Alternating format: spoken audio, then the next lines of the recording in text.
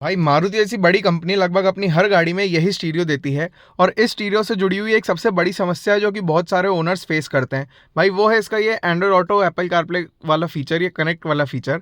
आज मैं आप लोग को बताता हूँ कि इस फीचर को कैसे आप सही से यूज़ कर सकते हो। बहुत सारे लोग केबल्स लगा लेते हैं फिर भी नहीं चल पाता है। इसके अलावा इस फीचर को आप वायर्ड से वायरलेस एंड्रॉयड ऑटो में कैसे कन्वर्ट कर सकते हो। दूसरी चीज़ भाई, मारुति 3 से 4 प्रकार के सिस्टम्स देती है अपनी गाड़ियों में। ब्रेजा जैसे मैं बात करूँ तो ब्रेजा में एलएक्सआई में कोई स्टीरियो नहीं आता, वीएक्सआई में ये स्टीरियो आता है, जेडएक्सआई में इससे इम्प्रूव्ड स्टीरियो आता है जिसका यूआई वगैरह भी अलग होता है और उसमें wireless Android auto Apple CarPlay चलता है। तो कुछ स्टीरियोज में वायरलेस कंपनी से ही चलता है, कुछ स्टीरियोज में वायरलेस नहीं चलता है। मेजरली जो रहते हैं उनमें वायरलेस नहीं चलता, वायर्ड ही चलता है। जैसे मेरी गाड़ी का इसमें भी वायर्ड ही चलता है। इस स्टीरियो में एंड्रॉयड ऑटो एप्पल कारप्ले जैसे फीचर्स चलाने के लिए सबसे बड़ी दिक्कत जो बनती है वो बनती है भाई केबल लगाने की। स्टीरियो यहाँ पर है, इसमें केबल भाई यहाँ नीचे लगती है, यहाँ पर यूएसबी सॉकेट लगता है केबल का और उसके बाद इसमें एंड्रॉयड ऑटो एप्पल कारप्ले चलता है। अब भाई जो एंड्रॉयड फ़ोन है उनके लिए तो भाई ऐसे ऑप्शन आते हैं यूएसबी ए से यूएसबी सी तक की, और जो आईफोन है भाई वो सीधे सी टाइप से लाइटनिंग पोर्ट आते हैं। तो अगर एप्पल कारप्ले चलाना हो और वायर्ड में ही चलाना हो तो भाई उसके लिए आपको कुछ ऐसी चीज़ लगेगी। जैसे ये एक केबल है, ये भाई यूएसबी ए से लाइटनिंग तक है। आईफोन 14 तक के जो फ़ोन थे भाई वो लाइटनिंग आते थे, तो उसको अगर आपको इसमें कारप्ले में चलाना है तो आपको ये केबल लगानी पड़ेगी। इसके अलावा केबल्स में भी कुछ टाइप आते हैं भाई। मेरे हाथ में आप ये 2 सी टाइप केबल देख रहे होगे, ये केबल सिर्फ चार्जिंग ओनली है। इस केबल से डेटा ट्रांसफ़र नहीं होता, इसलिए इस केबल से अगर मैं ट्राई करूंगा एंड्रॉयड ऑटो कनेक्ट करने का वो नहीं होगा। भाई ये जो केबल है ये डेटा ट्रांसफ़र प्लस चार्जिंग दोनों चीज़ करती है, तो ये एंड्रॉयड ऑटो को सपोर्ट करती है केबल। मारुति अपनी मैनुअल में ये कहता है कि आपको अपने स्टीरियो के संग ओरिजिनल केबल यूज़ करनी है, बट भाई आईफोन जैसे केस में जो मैंने बताया आप कैसे यूज़ कर सकते हो ओरिजिनल केबल, क्योंकि यहाँ तो कोई सी टाइप पोर्ट है ही नहीं बाकी गाड़ियों जैसा। इसीलिए भाई आफ्टर मार्केट ऑप्शंस आपको देखने ही पड़ते हैं। मुझे भी ढूंढने ही पड़े थे ये सारे ऑप्शंस। फ़ोन की केबलें भी भाई ख़राब हो जाती हैं बहुत जल्दी जो ओरिजिनल आती हैं, इसलिए ये मैंने आफ्टर मार्केट ऑप्शंस आप लोग के लिए ढूंढने हैं। भाई ये अपना दूसरा फ़ोन है जिस पे से अपन ये सारी चीज़ें टेस्ट करने वाले हैं। एंड्रॉयड फ़ोन है, एंड्रॉयड ऑटो को सपोर्ट करता है और इसमें सी टाइप पोर्ट है भाई। और जो केबल्स मैं यूज़ कर रहा हूँ भाई, जो एक केबल है ये USB टू USB-C भाई एम्ब्रेन कंपनी की ये केबल है, ब्रेडेड। ये डेटा ट्रांसफ़र प्लस चार्जिंग दोनों करती है और ये लगभग 200-250 रुपये की एक केबल आती है। और भाई सेम मेरे पास एम्ब्रेन कंपनी की ही एक और केबल है, इस पे यहाँ पर बैजिंग भी है एम्ब्रेन की। ये सिर्फ चार्ज ओनली केबल है और ये 100-150 रुपये की केबल आती है। और जो आईफोन्स के लिए मैंने आप लोगों को केबल बताई ये भाई मैंने फ्लिपकार्ट से मंगाई थी, साउंड्स कंपनी की है ये। यहाँ पर ये नाम लिखा है इसमें साउंड्स, ये साउंड्स कंपनी की है, ये भी ब्रेडेड केबल है। भाई सारी अच्छी क्वालिटी की केबल्स ही यूज़ करता हूँ मैं अपनी गाड़ी में और आप लोग को भी यही सजेस्ट करूँगा, आप भी यही यूज़ किया करो। अब भाई अपन लगा के देखते हैं अपनी ये केबल को। ये चार्ज ओनली केबल है, इसको मैंने यहाँ प्लग इन किया भाई USB सॉकेट में। यहाँ मैंने मेरे USB सॉकेट में इस केबल को लगा दिया और अब इसको भाई यहाँ से फ़ोन से कनेक्ट कर दिया। फ़ोन अपना चार्ज होने लग गया, पर भाई अपना एंड्रॉयड ऑटो जो है वो कनेक्ट नहीं होगा इस केबल पे।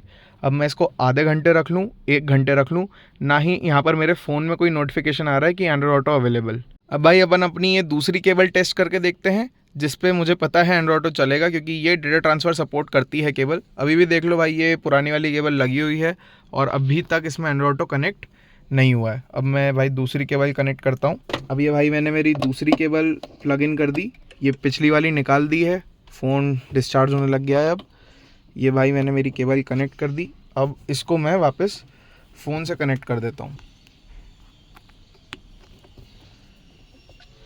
अब भाई ये दूसरी केबल कनेक्ट कर दी है मैंने, जो कि मेरे फ़ोन से कनेक्ट हो गई है और तुरंत ही भाई एंड्रॉयड ऑटो चालू हो गया, यहाँ स्क्रीन पर भी कनेक्ट होते से ही। और यहाँ पर भी मेरे पास ऑप्शन आ गया, ये फ़ोन को मैंने रीसेट किया था इसलिए पूरा आ रहा है। ये कह रहा है एक्सेप्ट आफ्टर अनलॉक, मैंने फ़ोन अनलॉक किया और यहाँ पर ऑप्शन ऑटोमेटिकली आ गया फाइल ट्रांसफ़र एंड्रॉयड ऑटो, और यहाँ पर स्क्रीन पे मेरा एंड्रॉयड ऑटो एक्टिवेट हो गया है। तो भाई यही वो मेन रीज़न है जिसके कारण आप अपनी केबल तो लगा लेते हो पर एंड्रॉयड ऑटो चलता ही नहीं है, क्योंकि वो आपकी केबल जो है वो डेटा ट्रांसफ़र को सपोर्ट करती ही नहीं है। भाई जैसे ही मैंने डेटा ट्रांसफ़र वाली केबल लगाई मेरा एंड्रॉयड ऑटो तुरंत चल गया, और जैसे ही मैंने सिर्फ चार्जिंग वाली लगाई थी मेरा फ़ोन कनेक्ट ही नहीं हो रहा था। अभी मेरे पास भाई दूसरा आईफोन नहीं है, वरना मैं आप लोग को ये भी कनेक्ट करके दिखाता। अब भाई केबल वाले वायर्ड एंड्रॉयड ऑटो में क्या दिक्कत है वो मैं बताता हूँ। ये केबल भाई जैसे ही अपने फ़ोन से थोड़ी बहुत इधर हिलती है ना, कभी कभी जैसे गाड़ी बम्प से निकले कुछ निकले तो ये बार बार डिस्कनेक्ट होता है। और एक दूसरा मेजर इशू भाई, अभी आपको दिख रहा होगा फ़ोन चार्ज हो रहा है भाई ये फ़ोन कंटिन्यूस चार्ज होता ही रहता है, 100% फ़ोन चार्ज हो जाता है, उसके बाद एंड्रॉयड ऑटो बार बार डिस्कनेक्ट होने लग जाता है।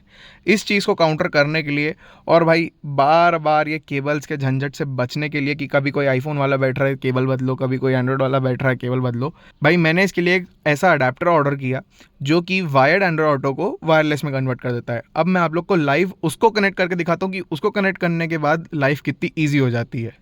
तो भाई ये अपना वो अडेप्टर है, भाई लिटरली एक सिक्के की साइज़ जैसा है और इसको कुछ नहीं करना रहता भाई, सिंपली यहाँ पे जहाँ केबल लगा रखी है इसी यूएसबी सॉकेट में सिंपली भाई केबल को हटाओ और इसको प्लग इन कर दो। इसको प्लग इन करते से ही यहाँ पर एक लाइट जल जाती है भाई।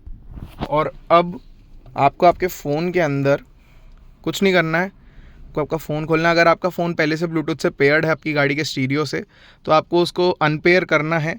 मैं जो अडेप्टर यूज़ कर रहा हूँ भाई ये कार्लेजम ब्रांड का अडेप्टर है, तो यहाँ इसका एक नाम आएगा। वैसे अडेप्टर लगते से यहाँ पे एंड्रॉयड ऑटो का कोड आ गया और जैसे ही मैं इधर एंड्रॉयड ऑटो दबाऊंगा भाई ये यहाँ पर इंस्ट्रक्शन बता देता है कि फ़ोन का ब्लूटूथ ऑन करके वाईफाई ऑन करके कनेक्ट कर लो। और सिर्फ जैसे मैंने अभी ये कनेक्ट कर लिया, पेयर्ड बता रहा है, मुझे यहाँ पर इसको क्लिक करना है। कनेक्टिंग आ गया भाई, यहाँ पर फ़ोन का वाईफाई ऑन है ऑलरेडी। तो ये जैसे ही ब्लूटूथ कनेक्ट होगा उसके बाद ये वाईफाई से ऑटोमेटिकली कनेक्ट हो जाएगा और मुझे कुछ भी करने की ज़रूरत नहीं पड़ेगी। और भाई मेरा एंड्रॉयड ऑटो वायरलेसली कनेक्ट हो चुका है। अब देख लो सामने आप लोग भी, यहाँ मैंने किया कंटिन्यू और मेरा एंड्रॉयड ऑटो चालू हो गया भाई वायरलेसली, बिना किसी वायर की झंझट के। अब ये सारी केबलें इसलिए भाई मैंने निकाल के फोल्ड करके अंदर रख दी हैं, मैं अब इनका यूज़ ही नहीं करता।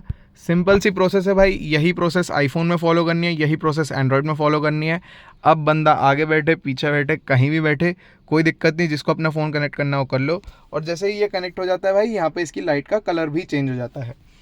भाई ये सिर्फ 2500 या 2200 कुछ रुपए का अडेप्टर था और इतने से रुपए में ही मैंने मेरे वायर्ड से वायरलेस कन्वर्ट कर लिया था, क्योंकि भाई मैं वायर्ड चला चला के 2-2.5 साल में परेशान हो चुका था काफ़ी ज़्यादा। अगर आप अपनी गाड़ी में वायर्ड एंड्रॉयड ऑटो चलाना चाहते हो तो भाई इस बात का ज़रूर ध्यान देना कि आप जो केबल यूज़ कर रहे हो डेटा ट्रांसफ़र को सपोर्ट कर रही हो। और अगर आप वायरलेस में कन्वर्ट करना चाह रहे हो तो भाई आप इस प्रोडक्ट को बाय कर सकते हो। इन सारे ही प्रोडक्ट्स का, इन सारी केबल्स का, इस अडेप्टर का, सबका लिंक आपको मेरे डिस्क्रिप्शन में मिल जाएगा इस वीडियो के।